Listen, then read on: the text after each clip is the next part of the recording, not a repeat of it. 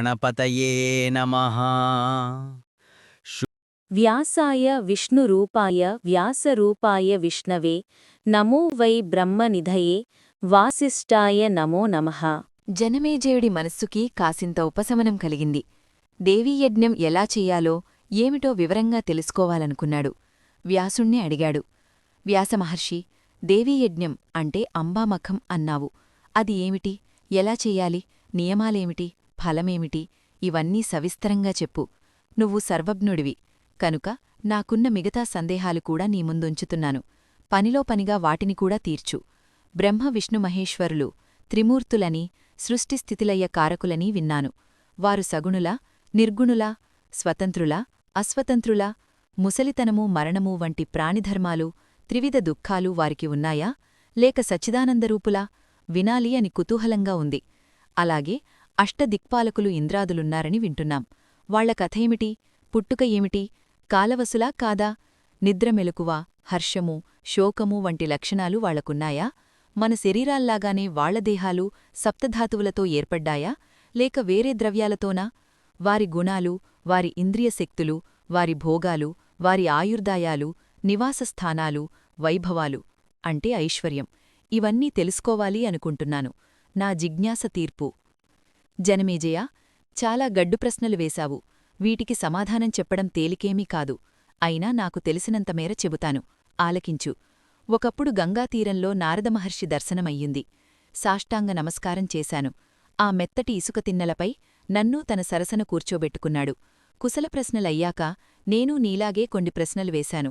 అతి విశాలంగా కనిపిస్తున్న ఈ బ్రహ్మాండానికి కర్త ఎవరు, కారణమేమిటి, అనిత్యమా, నిత్యమా? కర్త లేకుండా కార్యోత్పత్తి జరగదు కనుక కర్త ఉండే ఉండాలి. ఆ కర్త ఎవరు, ఒకరా, పలువురా? మహర్షి, ఈ సందేహ సందోహాలు తెమలక మునిగి ఉక్కిరిబిక్కిరి అవుతున్నాను. తీర్చి నన్ను ఉద్ధరించు. ఎవర్నడిగినా ఒక్కొక్కరు ఒక్కొక్క రకంగా చెబుతున్నారు. శివుడని ఒకరు, విష్ణుమూర్తి అని ఒకరు, బ్రహ్మదేవుడే అని ఒకరు అంటున్నారు. వేదవేత్తలేమో సూర్యుడని చెప్పి ముప్పొద్దులా ఉపాసిస్తున్నారు. సరే, వరుణాది దిక్పాలకులను కర్తలుగా చెప్పేవారూ ఉన్నారు. వినాయకుడనేవారూ ఉన్నారు. వీరెవ్వరూ కానే కాదు. కర్తృత్వమంతా ఆదిశక్తిదే. సర్వభూతాలకు, సకల దేవతలకు కన్నతల్లి ఆ ఆదిమాయయే అని నిర్ధారించి చెబుతున్న ఆచార్యులూ ఉన్నారు. ఈ ఆదిపరాశక్తినే వైష్ణవి, శాంకరి, బ్రాహ్మి, వాసవి, వారుణి, వారాహి, నారసింహి, మహాలక్ష్మీ నామధేయాలతో చెబుతున్నారు. ఇంకొందరు బ్రహ్మపదార్థానిది కర్తృత్వం అంటున్నారు. ఆకాశంనుంచి ఊడిపడింది, ఈ బ్రహ్మాండానికి కర్తలేడు, ఇది అనీసం, అకర్తకం, స్వభావోత్తం, ప్రకృతిసిద్ధం అని వాదానికి దిగుతున్న సాంఖ్యులు కనిపిస్తున్నారు. నేను ఎటూ తేల్చుకోలేకపోతున్నాను, సతమతమవుతున్నాను. ఇది కాక నారదా, ధర్మాధర్మ వివక్ష ఒకటి ఎంతకీ తేలడంలేదు. ఏది ధర్మమో ఏది అధర్మమో గుర్తించలేకపోతున్నాను. సత్యధర్మరతులై సత్వగుణోపేతులైన దేవతలను పాపాత్ములు, తామసులు అయిన దానవులు నిత్యమూ పీడిస్తున్నారు. మా వంశంలోనే చూడు, పాండవులు ధర్మాత్ములు కదా, సదాచారపరాయణులు కదా, ఎన్ని కష్టాలు పడ్డారో, ఎంతగా దుఃఖించారో అందరికీ తెలుసు. మరి ధర్మస్థితి ఏమిటి? బ్రహ్మపుత్రా, నువ్వు సమర్థుడివి. మోహజలాలు నిండిన ఈ సంసార సముద్రంలో మునుగుతూ తేలుతున్న నన్ను జ్ఞానం అనే నావతో దాటించు, రక్షించు. జనమేజయ, నువ్వు నన్ను అడిగినట్టే నేనూ ఇలా నారదుణ్ణి ఇబ్బంది పెట్టాను. అయితేనేమి, ఆ దేవర్షి జ్ఞాని కనుక ఓపికగా సమాధానాలు చెప్పాడు. అవన్నీ యథాతథంగా నీకు చెపితాను, శ్రద్ధగా విని గ్రహించు. నారదుడు నాతో అన్నాడు కదా. వ్యాసమహర్షి, ఒకప్పుడు ఇవే ప్రశ్నలను నేను మా తండ్రిగారిని వేశాను. నేను ఎవరిని ఆరాధించాలో, సర్వోత్కృష్ణుడు ఎవరో చెప్పమన్నాను. ఎన్ని తీర్థాలు సేవించినా, ఎన్ని సాధనలు చేసినా మనసుకు శాంతి లభించడం లేదు. పరతత్వం తెలియనిదే శాంతెక్కడిది? సందేహాలతో వికీర్ణమైన చిత్తానికి స్థిరత్వమెక్కడిది? ఎవరిని స్మరించను, ఎవరిని యజించను, ఎవరిని స్తుతించను, ఎవరిని అర్పించను? చెప్పు, సర్వేశ్వరుడెవరు? ఇలాంటి ప్రశ్నలన్నీ వేస్తే బ్రహ్మదేవుడు ఆశ్చర్యపోయి ఇలా అన్నాడు. నాయనా, నువ్వడిగిన ప్రశ్నలు ఉత్తమోత్తమాలే, కాని సమాధానాలు దుర్బోధాలు. అవి కూడా సంసారం పట్ల అనురక్తులకి తెలియవు. విరక్తులు, నిరీహులు, నిర్మత్సరులు మాత్రమే జ్ఞాతలు. వారే సమాధాన ప్రదాతలు. మహాప్రళయం సంభవించి స్థావర జంగమాలన్నీ నశించి సృష్టి అంతా ఏకార్ణవమైపోయినప్పుడు కమలం నుంచి నేను జన్మించాను. అప్పటికింకా సూర్యుడు లేడు, చంద్రుడు లేడు, వృక్షాలు లేవు, పర్వతాలు లేవు.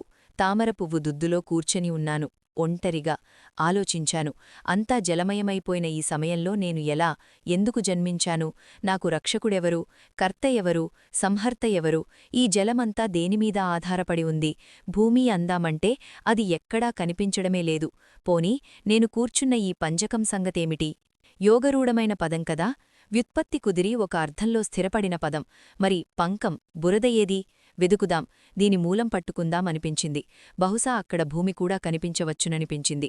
నీటిలోకి దిగాను, వెదికాను 1000 సంవత్సరాలు వెదికాను.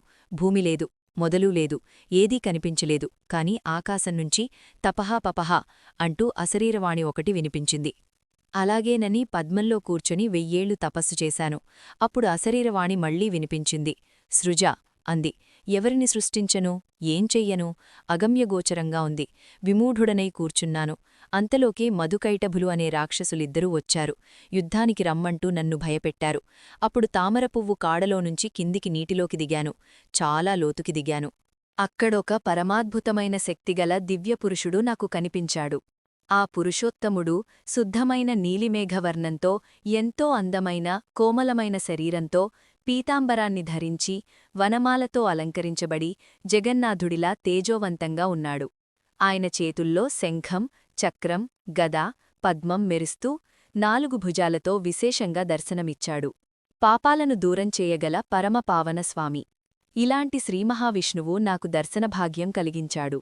ఆ మహాత్ముడు యోగనిద్రలో కదలిక లేకుండా శేషతలపై శయనించి ఉండేవాడు. అలా శేషశయ్యపై నిద్రిస్తున్న అచ్యుతుణ్ణి నేను కళ్ళ తీరిచూశాను. నారదా, ఇప్పుడు నేను ఏమి చేయాలి అనే చింత నా మనసులో కలిగింది. అప్పుడు నేను నిద్రాదేవిని స్మరించాను. ఆ శివస్వరూపిణి దేవి విష్ణువు శరీరాన్ని విడిచివేసి లేచి ఆకాశంలోకి ఎగిసిపోయింది. ఆ దేవి విశ్వభూషణాల కాంతితో మెరవడంతో మరింత దివ్యసుందరంగా కనిపించింది. నిద్రాదేవి హరిశరీరాన్ని విడిచి ఆకాశంలో ప్రకాశించగానే జనార్దనుడు నిద్ర తొలగించి మేల్కొన్నాడు. ఆ తర్వాత పరమాత్ముడు మధు, కైటభ అనే రాక్షసులతో నిద్దివేల యుద్ధం చేశాడు. చివరికి ఆ 2 రాక్షసులు హరిచేతిలో నాశనమయ్యారు. వారి శరీరాలు హరి విస్తారమైన తొడలపై వాలిపోయాయి. ఆ తర్వాత మమ్మల్నిద్దరినీ శివుడు ఉన్నత స్థలానికి తీసుకెళ్లాడు. అంతలో నా సుమనోహారిణి అయిన ఆ దివ్యదేవి మాకు తన దివ్యదర్శన భాగ్యాన్ని కలిగించింది. ఆమెను మేము స్తుతించడం ప్రారంభించాము. అలా పరమశక్తి అయిన ఆ దేవి మా పట్ల సంతోషించి తన కనుల కరుణతో మమ్మల్ని కటాక్షించి ఇలా పలికింది. ఓ బ్రహ్మ, విష్ణు, మహేశ్వరులారా, మీరు మీ కార్యాలను పూర్తిచేయండి. మీరు మీ నివాసాలను ఏర్పరుచుకుని నిశ్చింతగా సృష్టి, స్థితి, సంహార కార్యాలను నిర్వహించండి. మీ దివ్య విభూతులతో ప్రజలను 4 విధములుగా సృష్టించండి. ఆ దేవి మాటలు చల్లని, సుకుమారమైన, అమృతమయమైన స్వరంతో మధురంగా వినిపించాయి. అప్పుడు మేము ఆ దేవితో ఇలా చెప్పాము. ఓ తల్లీ, మేము అసక్తులం. ప్రజాసృష్టిని ఎలా ప్రారంభించగలం? ఇక్కడంతా నీటిమయమే ఉంది. భూమి కనిపించడంలేదు. భూతాలు, తత్వాలు, ఇంద్రియగుణాలు ఏవీ మాకు కనిపించడంలేదు. మా మాటలు విన్న దేవి మృదువుగా నవ్వి తన ముఖకాంతితో మరింత ప్రకాశించింది. అప్పటికే ఆకాశం నుండి ఒక దివ్య విమానం మా ముందుకు వచ్చింది. అప్పుడు దేవి ఇలా చెప్పింది. త్రిమూర్తులారా, మీరు భయపడకుండా ఈ విమానంలోకి ఎక్కండి. మీకొక అద్భుత దృశ్యాన్ని చూపిస్తాను. మేము దేవివాక్యాలను అంగీకరించి కింకినీల జనజన శబ్దాలతో, ముత్యాలహారాలతో అలంకరించబడి దేవేంద్రభవనంలా కనిపిస్తున్న ఆ దివ్య విమానంలో ఎక్కి కూర్చున్నాము. మేము ఇంద్రియజయులమైన మునులమని, ఆనందంగా సుఖాసీనులమయ్యామని గమనించిన దేవి తన స్వశక్తితో ఆ విమానాన్ని ఆకాశమార్గంలో నడిపించడం ప్రారంభించింది. శ్రీదేవి భాగవతం ఎన్నో అమ్మవారి మహిమలతో కూడిన కథలతో అద్భుతంగా ఉంటుంది మీ ఏన్షియంట్ సిబ్లింగ్స్లో. రోజుకు ఒక ఎపిసోడ్తో వస్తున్నా మమ్మల్ని సబ్స్క్రైబ్ చేయండి, లైక్ చేయండి,